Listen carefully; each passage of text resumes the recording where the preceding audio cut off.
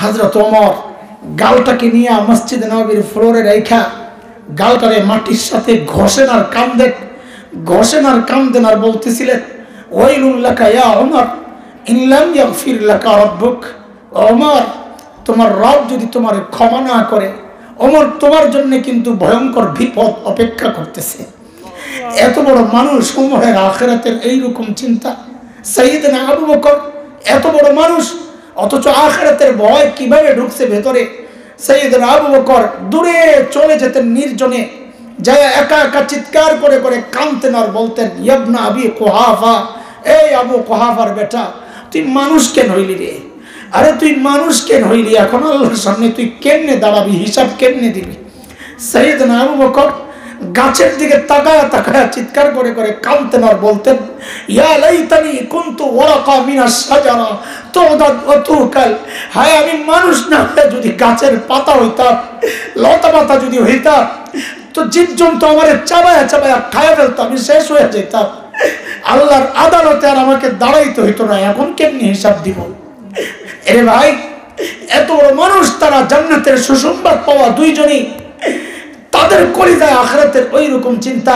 আরে এমন চিন্তা তো হওয়া দরকার ছিল আমার মতো জালিমের। অথচ আমাদের কারো চেহারার দিকে তাকাইলে মনে হয় না এই মানুষটার আখিরাতের কোনো ফিকির আছে। কেন রে ভাই বলেন তো? কে আমাকে গ্যারান্টি দিল যে আমাদের মৃত্যুর যন্ত্রণা হবে না? আরে ওমর তো গ্যারান্টি পাওয়া মানুষ, ওমরু ফিল জান্নাহ। আবু বকর তো গ্যারান্টি পাওয়া মানুষ, আবু বকর ফিল জান্নাহ। আমাকে আপনাকে কে গ্যারান্টি দিল যে আমাদের কবরে আযাব হবে না? কে গ্যারান্টি দিছে যে কবরের আযাব হবে না? বলেন। ওমর তো গ্যারান্টি পাওয়া মানুষ, আমাকে আপনাকে কে গ্যারান্টি দিছে যে আমরা জাহান্নাম থেকে বেঁচে যাব, জান্নাত পেয়ে যাব? কেন এমন অবস্থা? ভাব দেখলে মনে হয় অনেক দেরিতে মারা যাব, সময় আছে হাতে। আরে কে জানে এই মজলিসে এমন মানুষ আছে যার কাফনের কাপড়টাও দোকানে চলে আসছে। এমনও তো খবর কালকেই পাইতে পারেন, বয়ান করে গেছে মাওলানা হাসান জামিল তো দুনিয়ায় নাই। এর যুবক ভাই আমার, তোমার এই জীবন দামি হায়াতের একটা ভাগ তুমি ইউটিউবে দাও, একটা ভাগ ইন্টারনেট ফেসবুককে দাও, একটা ভাগ খেলোয়াড়দেরকে দাও, নায়ক নায়িকাকে দাও, গায়ক গায়িকাকে দাও, সন্তানকে দাও, বাবাকে দাও, মাকে দাও, স্বামীকে দাও, স্ত্রীকে দাও, বন্ধু বান্ধবকে দাও। অথচ বড় আফসোসের কথা, এই নিয়ামত যে মালিক দিয়েছেন, ওই মালিকের ভাগে একটু টাইম পড়ে না। আমার আর তোমার হাতে সময় নাই মালিককে একটু টাইম দেওয়ার। আরে জালিম, আমি আর তুমি ছাড়া জগতের সবাই মালিককে টাইম দেয়। ওই একটা গাছের দিকে তাকায় দেখো, তোমার আর আমার কাছে মনে হয় গাছটা বুঝি এমনি দাঁড়ায় আছে। আরে না, গাছটা এমনি দাঁড়ায় রয় নাই, গাছটা দাঁড়ায়া দাঁড়ায়া মালিকের তাসবিহ পড়তেছে। যে নিকৃষ্ট কুকুরটাকে তুমি তাড়ায়া দাও নিকৃষ্ট প্রাণী মনে করে, তোমার খবর নাই ওই নিকৃষ্ট কুকুরটা, প্রাণীটা পর্যন্ত রুকুর হালতে মালিকের তাসবিহ পড়ে। যে সাপ বিচ্ছুগুলো মেরে ফেলো, পোকামাকড় পায়ে দলা পিঁপড়া মেরে ফেলো, খবর নাই ওই পোকামাকড় গুলো পর্যন্ত সেজদার হালতে মালিকের তাসবিহ পড়ে। পড়ি না আমি আর তুমি? দাড়ি পাইকা সাদা হয়ে গেছে, এখনো গুনাহ ছাড়তে পারতেছি না। চুল পাইকা সাদা হয়ে গেছে, এখনো গুনাহ ছাড়তে পারতেছি না। কবে ছাড়বে না বাবা? কবে ছাড়বেন গুনাহ? কবে ছাড়বেন বলে? মালিক ডেকে ডেকে বলতেছেন, আলাম ইয়ানিল্লাযীনা আমানু আন তাখশা কুলুবুহুম লিযিকরিল্লাহ। এখনো কি সময় হয় নাই? আল্লাহর ভয়ে বুকটা একটু কেঁপে ওঠার সময় কি তোমার হয় নাই? কবে হবে? কবে হবে? সামনে দিয়া লাশ যাইতে দেখো না? গাছ থেকে পাতা ঝরে পড়ে দেখো না? সূর্যকে ডুবতে দেখো না? এগুলা দেখো না? কি বুঝো? মালিক বুঝাচ্ছে যে জিনিস ধরে ওই জিনিস ঝরে, যে জিনিস উঠে ওই জিনিস ডুবে। সামনে দিয়ে বাবার লাশ কবরে গেল, সামনে দিয়ে মায়ের লাশ কবরে গেল, প্রতিবেশীর লাশ কবরে গেল, আমি আর তুমি কেমনে নিশ্চিন্তায় বসে আছি? আসসালামু আলাইকুম ওয়া রাহমাতুল্লাহি ওয়া বারাকাতুহু। আমি অন্য বুঝি আইও না সুবহানাকা লা ইলমা লানা ইল্লা আমি অন্য লামাত হইব না رب اشرح لي صدري ويسر لي امري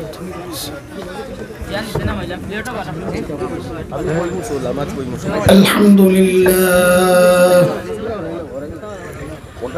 الحمد لله نحمده ونستعينه ونستغفره ونؤمن به ونتوكل عليه ونعوذ بالله من شرور أنفسنا ومن سيئات أعمالنا من يهده الله فلا مضل له ومن يضلله فلا هادي له ونشهد أن لا إله إلا الله وحده لا شريك له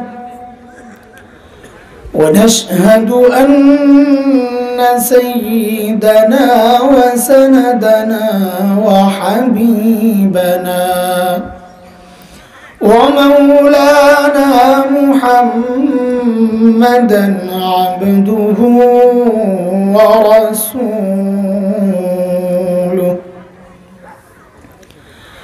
اللهم صل على محمد وعلى آل محمد كما صليت على إبراهيم وعلى آل إبراهيم إنك حميد مجيد اللهم بارك على محمد وعلى آل محمد كما باركت على إبراهيم وعلى آل إبراهيم إنك حميد مجيد أما بعد فأعوذ بالله من الشيطان الرجيم بسم الله الرحمن الرحيم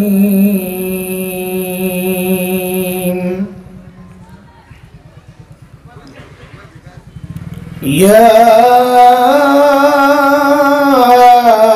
أيها الذين آمنوا اتقوا الله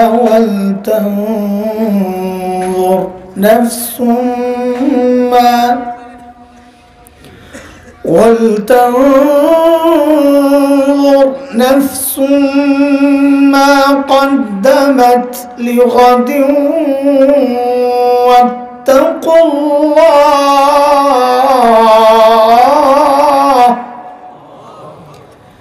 إن الله خبير بما تعملون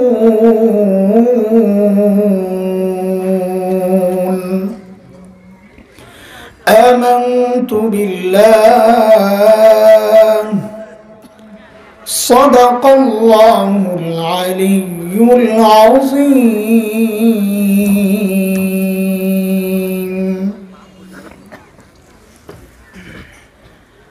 দেশের অন্যতম শীর্ষ বুজুর্গ হযরতুল আল্লাম শেখ হাবিবুর রহমান রহমতুল্লাহ আলাই প্রতিষ্ঠিত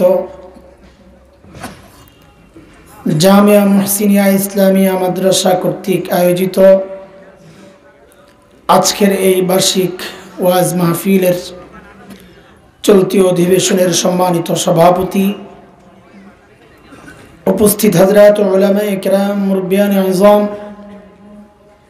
দূর দূরান্ত থেকে আগত ইসলাম প্রিয় সুধী সমাজ, প্রিয় ছাত্র ভাইয়েরা, যুবক বন্ধুরা, পর্দার আড়ালের মা ও বোন, আল্লাহ সুবহানাহু ওয়া তাআলার অশেষ মেহেরবানি, যে মহান মালিক লাখো কোটি মানুষ থেকে বাছাই করে দিন এই মজলিসে আমাকে আপনাকে একত্রিত করেছেন, এটা মালিকের অনেক বড় দয়া আর করুণা।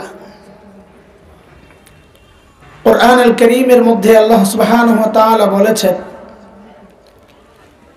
দিন বুঝার জন্য আমি যার দিলটা খুলে দেই, দিন মানা দিন শেখার মানসিকতা যাকে দান করি, আল্লাহ বলেন ওই বান্দা সারাক্ষণ আমার স্পেশাল নূরের আওতায় থাকে। দুর্ভাগ্য তো তার যার দিল শক্ত, দিন বুঝে না, বুঝতেও চায় না। আলেমরা বুঝায় একটা, বুঝে উল্টাটা। কোন কোন দুর্ভাগা তো এমন আছে, আলেমরা চায় বুঝাইতে, পোড়া কপাল চায় খেলতে। আলেমরা বলে ভাই বুঝো, পোড়া কপাল বলো আসো খেলা হোক। কেইসে পাগলের পাগল। আরে ভাই, যে জিনিস বুঝার ওটা দিয়ে খেলা যায় না, ওটা বুঝতে হয়। বুঝার জিনিস বুঝতে হয়, খেলার জিনিস আলাদা। বুঝার জিনিসকেও যারা খেলার জিনিস বানায়, এদের মাথা সুস্থ না।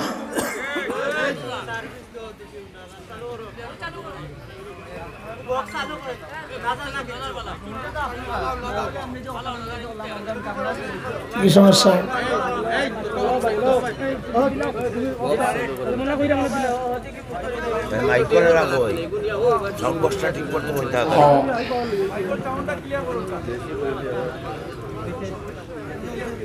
আচ্ছা ঠিক আছে, ঠিক আছে।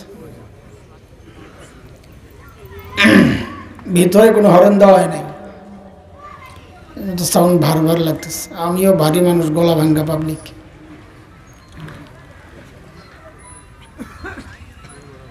আল্লাহ তাআলা বলেন যাদের দিল শক্ত, দিন বুঝে না, এরা স্পষ্ট গুমরাহিতে নিমজ্জিত। সূরা জুমার আয়াত নম্বর 22 রব্বে কারীম বলেন, আফামান শারাহাল্লাহু সাদরাহু লিল ইসলাম ফাহুয়া আলা নূরিন মির রাব্বিহি فويل للقاسية قلوبهم من ذكر الله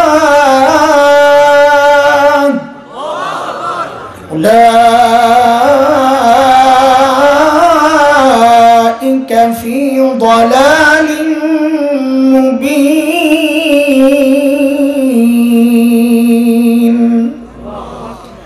এই আয়াতের মধ্যে রব্বে কারীম এই কথাগুলো বলেছেন। মুহতারাম হাজরিন, যে মহান মালিক এই নিয়ামতে আমাদেরকে ধন্য করলেন, ওই মালিকের শুকরিয়া আদায় করি, জবান খুলে, প্রাণ খুলে কালিমাতুশ শুকর উচ্চারণ করি, আলহামদুলিল্লাহ। কুরআন আল কারীমের সূরা হাশরের ছোট্ট একটা আয়াত আমি তিলাওয়াত করেছি, যে আয়াতে আল্লাহ ঈমানদারকে ডেকে বলছেন, ও ঈমানদারেরা আল্লাহকে ভয় করো। দুইটা হুকুম করেছেন আল্লাহ তাআলা এই আয়াতে।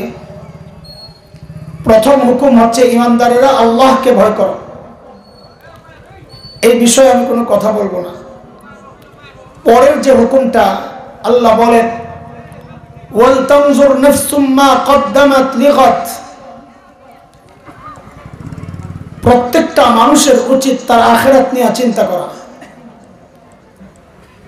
যে আমার আখিরাতের পুঁজি কি, কামাই কি, সম্বল কি, আমি আমার মালিকের সামনে কি নিয়ে দাঁড়াবো। এই চিন্তাটা প্রত্যেকটা মানুষের করা উচিত।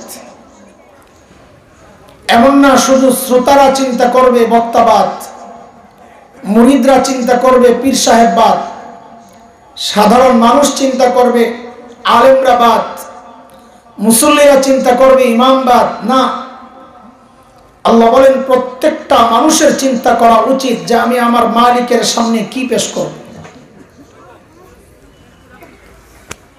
বলে আখিরাতের ফিকির করি বলেই তো এই মজলিসে আসছি, তাই না? না জিলাপি আছে? তবরক নাই? শেষে শেষে সিন্নি আছে। এখন যারা আসছে সিন্নির জন্য আসে না, এরা পরে আসবে, ঘুরে টুরে আসবে। কিরে হঠাৎ করে আওয়াজ একটা বের হয়েছিল, তোর আওয়াজ মিস করতেছে কোনো জায়গায়, হঠাৎ করে একটু আওয়াজ আসছিল, তার বোঝা গেল মাইক তো লাগাইছে কিন্তু কানেকশন নাই। থাক থাক, বক্স লাগালে করে না, শেষে মার খেয়ে ভাই বলে আখিরাতের ফিকিরে তো আসছি এখানে, কিন্তু আমাদের আখিরাতের ফিকির গুলো যথার্থ হচ্ছে কিনা, যেমনটা দরকার, যতটুকু দরকার ঠিক ততটুকু হচ্ছে কিনা, না ঘাটতি আছে, কেমনে বুঝবো? তো আল্লাহ সুবহানাহু ওয়া তাআলা হযরত সাহাবায়ে কেরাম রিদওয়ানুল্লাহি আলাইহিম আজমাইনদেরকে আমাদের নমুনা বানাইছেন, মডেল, যে তুমি তোমার ঈমানকে সাহাবীদের ঈমানের সাথে মিলায়া দেখো, যদি মিলে তো ওই ঈমান ঠিক আছে, আর যদি না মিলে ওই ঈমানে ঝামেলা আছে, ঠিক করে নাও। কার কথা? কথা বলা লাগবে আমার সাথে। কার কথা? মালিক বলেন فَإِنْ آمَنُوا بِمِثْلِ مَا آمَنْتُمْ بِهِ فَقَدِ اهْتَدَوْا وَإِنْ تَوَلَّوْا فَإِنَّمَا هُمْ فِي شِقَاقٍ।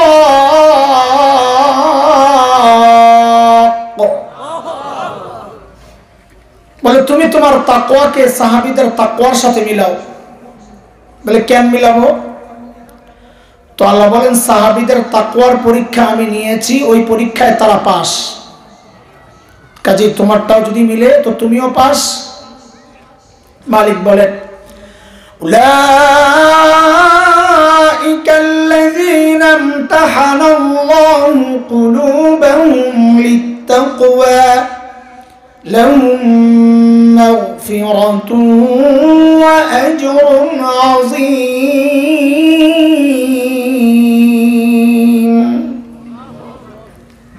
সূরা তাওবার মধ্যে আল্লাহ তাআলা আরো স্পষ্ট করে বলেছেন, মালিক বলেন والسابقون الأولون من المهاجرين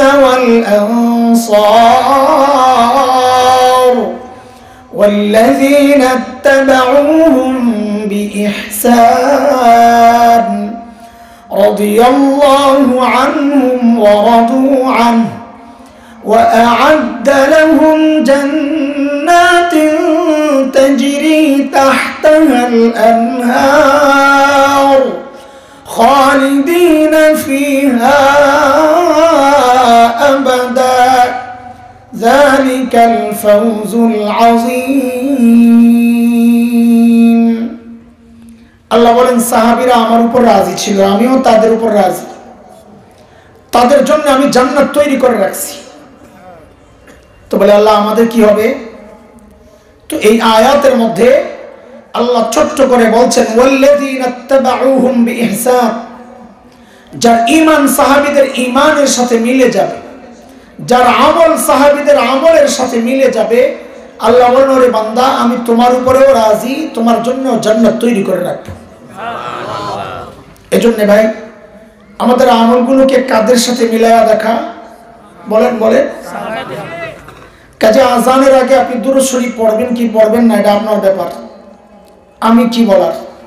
তবে একজন আলেম হিসাবে এতটুকু পরামর্শ দেই যে আপনি আপনার এই আমলকে সাহাবীদের আমলের সাথে মিলায়া দেখেন, যদি মিলে তো করেন, না মিললে ছেড়ে দেন। দুরূদ শরীফ বসে পড়বেন না দাঁড়ায়া, শুয়ে পড়বেন না লাফায়া, আপনার ব্যাপার। জিলাপি আপনার প্রোগ্রাম, আপনার, আমি কে বলার। তবে আলেম হিসাবে এতটুকু পরামর্শ যে আপনি আপনার আমলকে সাহাবীদের আমলের সাথে মিলায়া দেখেন, যদি মিলে করেন, জিলাপি একটা আমারও দেন, আর যদি না মিলে ছেড়ে দেন। হিসাব সোজা না? ওই যে ব্যানার দেখে আসছি না, কোনো ভেজাল আছে? বলবেন বুঝেও না। আয় আল্লাহ, আখিরাতে আখিরাতের প্রস্তুতিও সাহাবীদের সাথে মিলায় দেখতে হবে সাহাবীরা আখিরাতের প্রস্তুতি কিভাবে নিয়েছে। হ্যাঁ, এটাও ঠিক, আমাদের আমল হুবহু সাহাবীদের সাথে মিলবে না, মিললে আল্লাহ তাআলা আমাদেরকে ওই যুগেই তো পাঠাইতেন, না মিললে তাতে কি? کرام আখিরাতের কাজ করেছেন, দুনিয়ার কাজও করেছেন, বকরি চড়িয়েছেন, কৃষি কাজ করেছেন, ব্যবসা করেছেন। আমরা যারা নিজেদেরকে দিনদার ভাবি, আমরা দুনিয়ার কাজও করি, আখিরাতের কাজও করি। পার্থক্য কোন জায়গায়? সাহাবায়ে কেরাম আখিরাতের কাজ করতেন, ফাঁকে ফাঁকে দুনিয়ার কাজ করতেন, আর আমরা দুনিয়ার কাজ করি, ফাঁকে ফাঁকে আখিরাতের কাজ করি। এটা হলো পার্থক্য। কোয়ালিটির ব্যাপার তো আছে, পরিমাণের কথা বললাম। আল্লাহ তাআলা যেন এই আয়াতগুলোতে এই কথাটাই বলছেন যে তুমি ওই গ্যাপটাকে কমাইতে থাকো, হুবহু হবে না। এটা একটা কথা সোনার অক্ষরে লিখে রাখার মতো, সেটা হচ্ছে এই দুনিয়ার জীবনে আমরা নিজেদেরকে সাহাবীদের যত কাছাকাছি আনতে পারবো, হাসরেও সাহাবীদের তত কাছাকাছি আমরা থাকতে পারবো। হিসাব একদম সোজা। তো চলে সাহাবায়ে কেরাম আখিরাতের প্রস্তুতি কিভাবে নিছেন, আখিরাতের ফিকির কিভাবে করছেন, কিভাবে তাদের দিল দিমাগের মধ্যে আখিরাতের ব্যাপারটা ঢুকেছিল, একটু দেখে আসি। তখন নিজেদের প্রস্তুতি নেওয়ার একটা মডেল আমরা পেয়ে যাব, নমুনা, যে এইভাবেই করা উচিত। সাইয়েদনা আবু বকর সিদ্দিক রাদিয়াল্লাহু তাআলা আনহু যখন খলিফা, তো ওনার রাষ্ট্র পরিচালনার একটা সিস্টেম ছিল, দরবারে বিধবা অসহায় নারীদের লিস্ট থাকতো। কেন?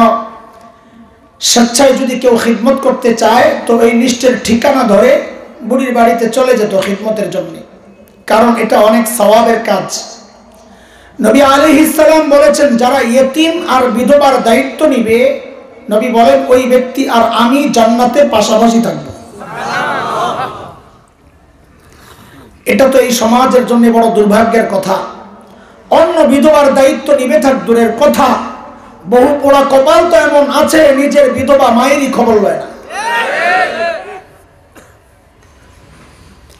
একদিন হযরত ওমর ফারুক রাদিয়াল্লাহু তাআলা আনহু আসছেন দরবারে, উদ্দেশ্য কোন বুড়ির ঠিকানা নিয়ে কাজ করতে যাবে। চিন্তা করেন আখিরাতের ফিকির কিভাবে ঢুকছে মাথায়, যে ওমরের মতো এত বড় মানুষ আসছেন কোন বুড়ির খিদমত করবে।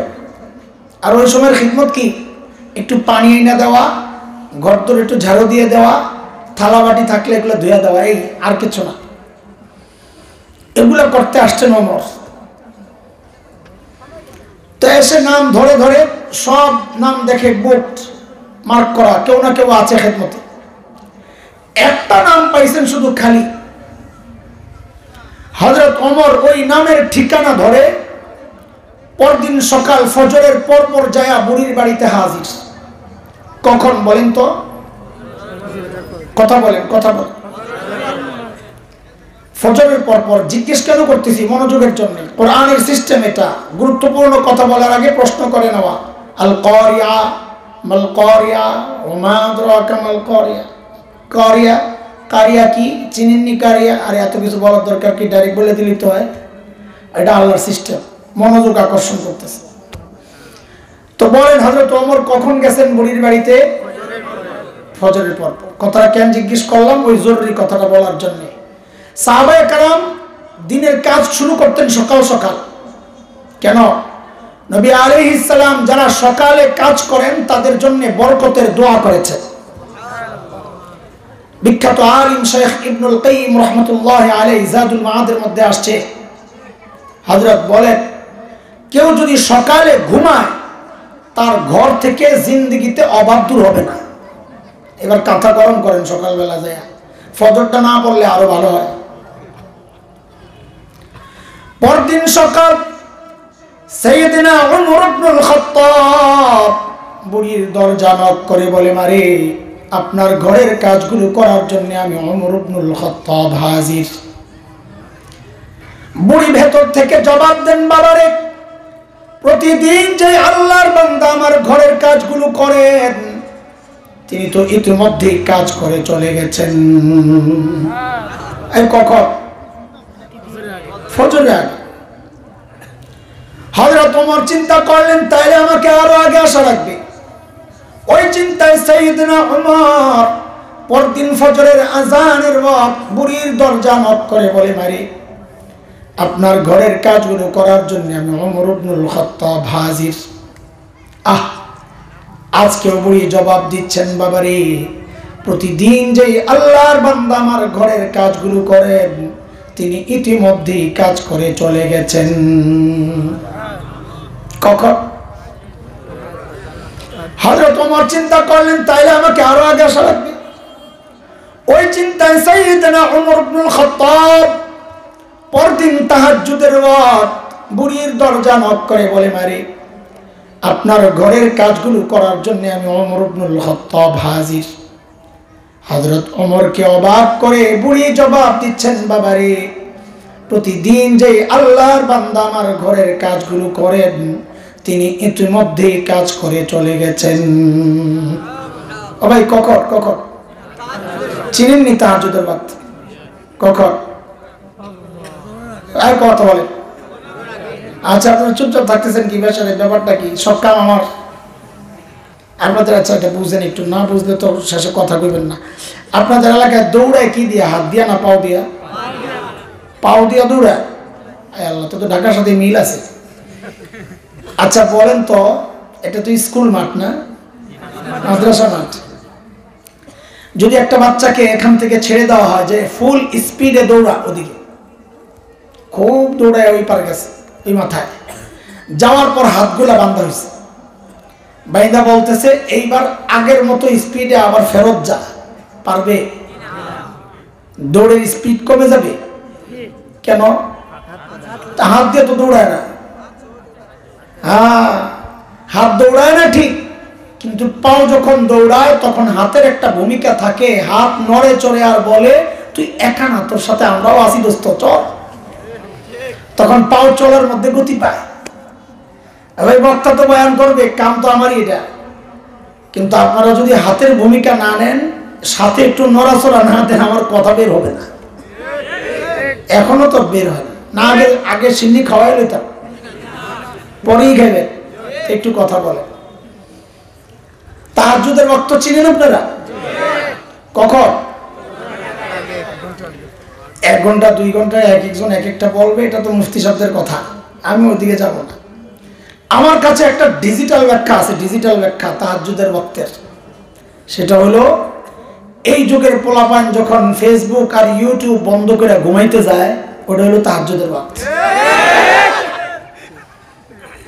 এত করে সবচেয়ে বিপদে আছে রাতে যারা চুরি করতো, এরা যেই ঘরেই যায় চুরি করতে, দরজা চিপা আর জানালার ফাঁক দিয়া যখন দেখে ঘুমাইছে কিনা, দেখে কোনো না কোনো আল্লাহর বান্দা আসমানের দিকে মুনাজাত দিয়ে শুয়ে দিছে। কথা ঠিক?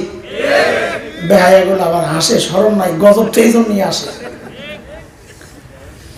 এইবার যাই হযরত ওমরের টনক নড়ছে, কিরে এত রাতে কে কাজ করতে আসে? আমার কাজের দরকার নাই, আগে বুজুর্গ বাইর করা লাগবে, কে আল্লাহর বান্দা। ওই চিন্তায় সাইয়েদনা ওমর ইবনুল খাত্তাব পরদিন ইশার নামাজের পর বুড়ির দরজার সামনে এক ঝোপের আড়ালে চুপচাপ বসে আছেন, অপেক্ষা দেখবেন এত রাতে কে কাজ করার জন্য আসে। গভীর রাত, হযরত ওমর লক্ষ্য করলেন এক আল্লাহর বান্দা পা টিপে টিপে চোরের মতো বুড়ির বাড়ির দিকে আগাচ্ছে। ওমর রেডি, আসে। যে না কাছে আসতে দাঁড়িয়ে গেছে, মানে তাই কি আপনি? বাপরে, ওমরের যে আওয়াজ! মানুষটাও একা, রাতও গভীর। এমন কোন সিচুয়েশনে যদি আমি পড়তাম, মানে আমার সামনে যদি এমন কেউ দাঁড়ায়, আমি সাথে সাথে কাপড় নষ্ট করে ফেলাইতাম। কিন্তু হযরত ওমরের আওয়াজে ওই ব্যক্তি ভয় পাবেন থাক দূরের কথা, উল্টা হযরত ওমর যাকে দেখলেন নিজেই চমকায়া গেছেন। দেখেন ইনি আর কেউ না, খলিফাতুল মুসলিমিন আবু বকর সিদ্দিক রাদিয়াল্লাহু তাআলা। ওমর তো অবাক হয়ে গেছেন, আবু বকর আপনি? পায়ের দিকে তাকায় দেখেন জুতা নাই। খুব খেপছেন আবু ওমর, আবু বকরকে ওমর বড় মহাব্বত করতেন, এমনি লেগে থাকতেন। ওই লাগা মানে আমার ক্ষমতার গুতাগুতির লাগা না, কার চেয়ে কে বেশি আমল করতে পারে ওই লাগা। কিন্তু মহাব্বত করতেন খুব। ধরছেন শক্ত করে, এই জুতা ছাড়াইছেন কেন সুফি সাহেব? হযরত আবু বকর জবাব দেন, ওমর জুতা পরলে বাইরে চটচট আওয়াজ হয়, যদি মানুষের ঘুম ভেঙে যায়। ইসলামী শাসন ব্যবস্থার সৌন্দর্য এগুলা। পোড়া কপাল, মার্কারে ভাই মার্কা, সিল মারো মার্কা। রাষ্ট্রপ্রধান রাতে জুতা খুলে হাঁটে যেন জনগণের ঘুম নষ্ট না হয়। অথচ কোন দুনিয়ায় বাস করি, ঘুম তো দূরের কথা, জানেরও তো নিরাপত্তা নেই, ঠিকেরও তো নিরাপত্তা নেই। বহু জায়গায় ঠিক কে বললো এটাও তাকায় থাকে, হুজুর যায় লোক তোরে সাইজ করুন রাখ, তোর কোন জায়গায় নিরাপত্তা সমস্যা হয়েছে দেখা, কারে এটাই তো নিরাপত্তা সমস্যা। তুই আমার ধরছ, এটাই তো সমস্যা, ওটাও বুঝে না। হায় আল্লাহ। এইবার ধরছেন হযরত ওমর আবু বকরকে, আবু বকর সারাদিন প্রশাসনিক কাজে ব্যস্ত থাকেন, রাতে একটু ঘুমাবেন, আরাম করবেন, তা না আপনি আসছেন বুড়ির বাড়ির খেদমত করার জন্য। কেন রে ভাই, আমরা নাই? আমরা কি মরে গেছি? এই কাজগুলো আমাদেরকে দেওয়া যেত না? সাইয়েদনা আবু বকর কি জবাব দিলেন ভাইরা আমার, ওই জবাবটাই আমার বয়ান। সাইয়েদনা আবু বকর এত বড় মানুষ জবাব দিচ্ছেন, ওমর হ্যাঁ ভাই এই কাজগুলো আপনাদেরকে দিলেও পারি, কিন্তু ভাইরে আমি কি আমার আখেরাত কামাই করব না? আবু বকরের আখেরাত কামাই বলে বাকি রয়েছে। আমি এত রাতে যাইয়া কাম করে বুড়ির বাড়ির কাজ, ওই যে আখেরাতের ভয় ঢুকছে ভিতরে। হযরত ওমর কত বড় মানুষ, হাদিস তো একটা শোনালাম। নবী বলেছেন আমার পরে কেউ নবী হলে ওমর হতো। এক হাদিসে নবী বলেছেন ওমরু ফিল জান্নাহ, ওমর জান্নাতি। আমি আপনি হকের উপর চললে বলা হয় লোকটা হকপন্থী। হযরত ওমর সম্পর্কে নবী বলেছেন উল্টা কথা, দারাল হাক্কু হাইসু দারা, ওমর যেদিকে যায় হক তার পেছনে পেছনে চলে। জান্নাতে গিয়ে নবী ওমরের বাড়িটা দেখছেন, দুনিয়ায় এসে নবী উচ্ছ্বাস প্রকাশ করতেছেন, আরে আমার উম্মত আবু ওমরের বাড়িটা দেখছি, কি যে সুন্দর বাড়িটা, আমার মন চাইছিল একটু ভেতরে ঢুকি, না জানি ভেতরটা কত সুন্দর। কিন্তু বাপরে ওমরের যে গায়রত, ওমরের যে আত্মমর্যাদা বোধ, প্রেস্টিজ ব্যাপার, ঢুকলে যদি মাইন্ড করে ওমরের জন্য আমি ঢুকি নাই, বলে এটা আবার কেমন কথা? হ্যাঁ, কারো ঘরে তো অনুমতি ছাড়া ঢোকা নিষেধ, এটা কোরআনেরই নির্দেশ। সূরা নূরে আসছে, আল্লাহ বলেন ইয়া আইয়ুহাল্লাযীনা আমানু লা তাদখুলু বুয়ুতান গায়রা বুয়ুতিকুম হাত্তা তাস্তানিসু ওয়া তুসাল্লিমু আলা আহলিহা। হযরত ওমরের ঘরে নবী ঢুকেন নাই যে ওমর যদি মাইন্ড করে, এই কথা শুই নাই ওমর তো হাউমাউ করে বাচ্চাদের মতো কান্না শুরু করছেন, আবি কাহির তো ইয়া রাসূলুল্লাহ, আপনার সাথে আমার আত্মমর্যাদা বোধ, আহা একটু ঢুকলেন না কেন ইয়া রাসূলুল্লাহ, আরে একটু ঢুকলেন না কেন? এত বড় মানুষ ওমর, অর্ধজাহান প্রায় শাসন করেছেন যিনি। এখনকার অর্ধজাহান না, তখন তো আমেরিকা আবিষ্কার হয় নাই, পশ্চিম আমেরিকা আবিষ্কার হয় নাই, তখন দুনিয়া তো ছোট ছিল। সেই সময় প্রায় 22 লক্ষ বর্গ মাইল যিনি শাসন করেছেন হযরত ওমর, এত বড় মানুষটা জান্নাতের সুসংবাদ পাওয়া মানুষ, আখিরাতের ভয় কিভাবে ঢুকছে কলিজায়। মৃত্যুর সময় আবু লুলু নামক এক মাজুসির ছেলে বিষাক্ত খঞ্জর দিয়া যখন হযরত ওমরের পেটের মধ্যে চালায়, নারী বুড়ি বের হয়ে গেছে, কাপড় দিয়া পেঁচাইয়া হযরত ওমরকে মসজিদে নববীর ফ্লোরে শোয়া দেওয়া হয়েছে। হযরত ওমর বেহুশ, একজনের কোলে মাথা, একটু হুশ ফিরছে, সাথে সাথে হযরত ওমর নামাজের খবর নিছেন, ফজরের নামাজের। দ্বীনের ব্যাপারে ওমর কতটা সিরিয়াস ছিলেন, ওই অবস্থায় দেখেন দরজার কাছে এক ছেলে দাঁড়ায় আছে, তার কাপড় টাকনোর নিচে। ওই অবস্থায় নিজের এই অবস্থা ডাক দিছেন, এই কাপড় টাকনোর উপরে ওঠা। এরপর হযরত ওমর কি করলেন? হযরত ওমর আহারে আখিরাতের ভয় কিভাবে ঢুকছে, এত বড় মানুষ, মাথাটাকে নিয়ে মসজিদে নববীর ফ্লোরে নিয়ে রাখছেন, মসজিদে নববীর ফ্লোরে নিয়ে মাথাটা রাখছেন। ফ্লোর কি পাকা টাইলস করা? বলেন না, মোজাইক করা? কি কি কাঁচা মাটি, কি কাঁচা মাটি, বালি মাটি। হযরত ওমর গালটাকে নিয়ে মসজিদে নববীর ফ্লোরে রেখা গালটারে মাটির সাথে ঘষেন আর কান্দেন, ঘষেন আর কান্দেন আর বলতেছিলেন ওয়াইলুল লাকা ইয়া ওমর, ইনলাম ইয়াগফির লাকা রাব্বুক, ওমর তোমার রব যদি তোমার ক্ষমা না করে, ওমর তোমার জন্য কিন্তু ভয়ঙ্কর বিপদ অপেক্ষা করতেছে। এত বড় মানুষ, ওমরের আখিরাতের এইরকম চিন্তা। সাইয়েদনা আবু বকর এত বড় মানুষ, অথচ আখিরাতের ভয় কিভাবে ঢুকছে ভেতরে। সাইয়েদনা আবু বকর দূরে চলে যেতেন নির্জনে, যায় একা একা চিৎকার করে করে কাঁদতেন আর বলতেন, ইবনা আবি কুহাফা, এই আবু কুহাফার বেটা, তুই মানুষ কেন হইলি রে? আরে তুই মানুষ কেন হইলি? এখন আল্লাহর সামনে তুই কেমনে দাঁড়াবি? হিসাব কেমনে দিবি? সাইয়েদনা আবু বকর গাছের দিকে তাকায়া তাকায়া চিৎকার করে করে কাঁদতেন আর বলতেন, ইয়া লাইতানি কুনতু ওয়ারাকা মিনাশ শাজারা তুদাদ ওয়া তুকাল।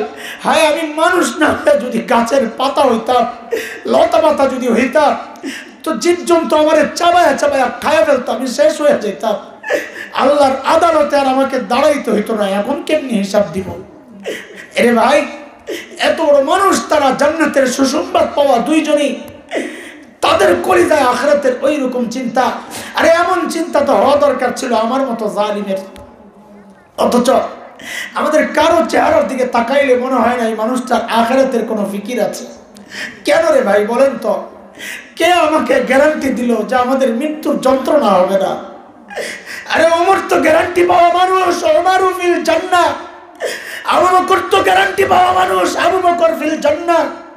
আমাকে আপনাকে কে গ্যারান্টি দিল যে আমাদের কবরে আযাব হবে না? কে গ্যারান্টি দিছে যে কবরের আযাব হবে না? বলেন। ওমর তো গ্যারান্টি পাওয়া মানুষ, আমাকে আপনাকে কে গ্যারান্টি দিছে যে আমরা জাহান্নাম থেকে বেঁচে যাব, জান্নাত পেয়ে যাব? কেন এমন অবস্থা? ভাব দেখলে মনে হয় অনেক দেরিতে মারা যাব, সময় আছে হাতে। আরে কে জানে এই মজলিসে এমন মানুষ আছে যার কাফনের কাপড়টাও দোকানে চলে আসছে। এমনও তো খবর কালকেই পাইতে পারেন, বয়ান করে গেছে মাওলানা হাসান জামিল তো দুনিয়ায় নাই। এর যুবক ভাই আমার, তোমার এই জীবন দামি হায়াতের একটা ভাগ তুমি ইউটিউবে দাও, একটা ভাগ ইন্টারনেট ফেসবুককে দাও, একটা ভাগ খেলোয়াড়দেরকে দাও, নায়ক নায়িকাকে দাও, গায়ক গায়িকাকে দাও, সন্তানকে দাও, বাবাকে দাও, মাকে দাও, স্বামীকে দাও, স্ত্রীকে দাও, বন্ধু বান্ধবকে দাও। অথচ বড় আফসোসের কথা, এই নিয়ামত যে মালিক দিয়েছেন ওই মালিকের ভাগে একটু টাইম পড়ে না। আমার আর তোমার হাতে সময় নাই মালিককে একটু টাইম দেওয়ার। আরে জালিম, আমি আর তুমি ছাড়া জগতের সবাই মালিককে টাইম দেয়। ওই একটা গাছের দিকে তাকায়া দেখো, তোমার আর আমার কাছে মনে হয় গাছটা বুঝি এমনি দাঁড়ায় আছে। আরে না, গাছটা এমনি দাঁড়ায় রয় নাই, গাছটা দাঁড়ায়া দাঁড়ায়া মালিকের তাসবিহ পড়তেছে। যে নিকৃষ্ট কুকুরটাকে তুমি তাড়ায়া দাও নিকৃষ্ট প্রাণী মনে করে, তোমার খবর নাই ওই নিকৃষ্ট কুকুরটা প্রাণীটা পর্যন্ত রুকুর হালতে মালিকের তাসবিহ পড়ে। যে সাপ বিচ্ছুগুলো মেরে ফেলো, পোকামাকড় পায়ে দলা পিঁপড়া মেরে ফেলো, খবর নাই ওই পোকামাকড় গুলো পর্যন্ত সেজদার হালতে মালিকের তাসবিহ পড়ে। পড়ি না আমি আর তুমি? দাড়ি পাইকা সাদা হয়ে গেছে, এখনো গুনাহ ছাড়তে পারতেছি না। চুল পাইকা সাদা হয়ে গেছে, এখনো গুনাহ ছাড়তে পারতেছি না। কবে ছাড়বে না বাবা? কবে ছাড়বেন গুনাহ? কবে ছাড়বেন বলে? মালিক ডেকে ডেকে বলতেছেন, আলাম ইয়ানিল্লাযীনা আমানু আন তাখশা কুলুবুহুম লিযিকরিল্লাহ। এখনো কি সময় হয় নাই? আল্লাহর ভয়ে বুকটা একটু কেঁপে ওঠার সময় কি তোমার হয় নাই? কবে হবে? কবে হবে? সামনে দিয়া লাশ যাইতে দেখো না? গাছ থেকে পাতা ঝরে পড়ে দেখো না? সূর্যকে ডুবতে দেখো না? এগুলা দেখো না? কি বুঝো? মালিক বুঝাচ্ছে যে জিনিস ধরে ওই জিনিস ঝরে, যে জিনিস উঠে ওই জিনিস ডুবে। সামনে দিয়ে বাবার লাশ কবরে গেল, সামনে দিয়ে মায়ের লাশ কবরে গেল, প্রতিবেশীর লাশ কবরে গেল। আমি আর তুমি কেমনে নিশ্চিন্তায় বসে আছি? কেমনে বসে আছি? বিশ্বে প্রতিদিন 2 লক্ষের কাছাকাছি মানুষ মারা যায়, প্রায় 4 লক্ষের মতো মানুষ জন্ম নেয়, প্রায় 2 লক্ষ মানুষ প্রতিদিন মারা যায় কম বেশ।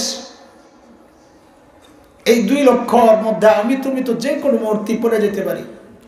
নবী আলাইহিস সালামের মতো মানুষ কি বলেছে হাদিসে যে আমি এক সালাম ফিরাই আমি আতঙ্কে থাকি, না জানি দ্বিতীয় সালাম না ফিরাইতে পারি আমার মৃত্যু না চলে আসে।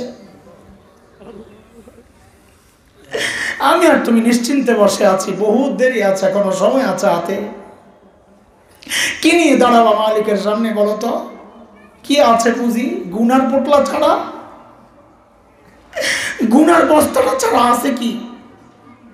আপনাদের কি আছে জানি না, আমার তো নাই। মালিক ধরে ফেললে বাঁচার কোনো উপায় নাই।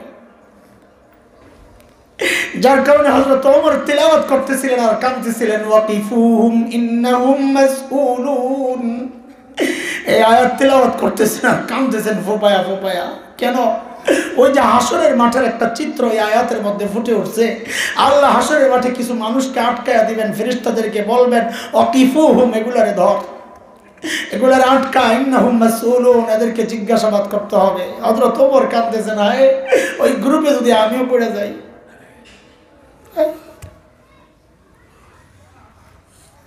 এত বড় মানুষদের এইরকম চিন্তা নাই আমার আপনার। কে গ্যারান্টি দিছে বলেন না? কোত্থেকে এই গ্যারান্টি আমি আপনি পেয়ে গেলাম যে নিশ্চিন্তায় বসে আছি? ওই জন্য আল্লাহ তাআলা আমাদের দিল নাড়ানোর জন্য যেন আল্লাহ ডাক দিয়ে বলছেন, ইয়া আইয়ুহাল্লাযীনা আমানুত্তাকুল্লাহ ওয়াল তানজুর নাফসুম মা কদ্দামাত লিগাদিন ওয়াত্তাকুল্লাহ। প্রত্যেকটা মানুষের উচিত তার আখিরাত নিয়ে চিন্তা করা যে হায় আমি আমার মালিকের সামনে কি পেশ করব, আমার পুঁজি কি, কামাই কি। আল্লাহ তাআলা আমাদের সবাইকে আখিরাতের জন্য পুরোপুরি প্রস্তুত হওয়ার তৌফিক দান করেন, আমিন। হযরতে সাহাবায়ে কেরামের নমুনায় আদলে তাদেরকে নমুনা বানায়, মডেল বানায় আল্লাহ তাআলা আখিরাতের জন্য প্রস্তুত হওয়ার তৌফিক দেন, আমিন। ওয়া আখিরু দাওয়ানা আলহামদুলিল্লাহি রাব্বিল আলামিন।